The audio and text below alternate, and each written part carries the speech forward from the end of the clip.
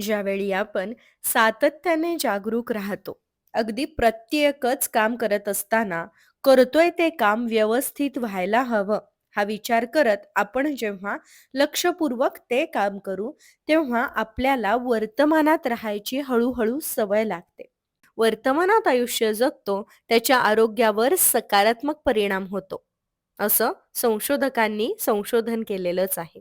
सजगपणे किंवा माइंडफुल राहून जे लोक कार्य करतात, त्यांच्या जीवनावर सकारात्मक परिणाम होऊ लागतो.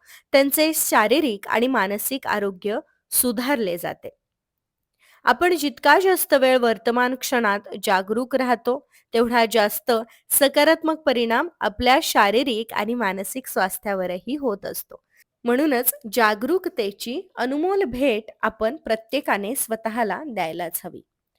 ही अनमोल भेट केवळ आपलं वर्तमानच नाही, तर आपलं भविष्यही सुंदर बनवते. शिवाय भूतकाळातील दुःखद आठवणींपासूनही आपल्याला मुक्त करते.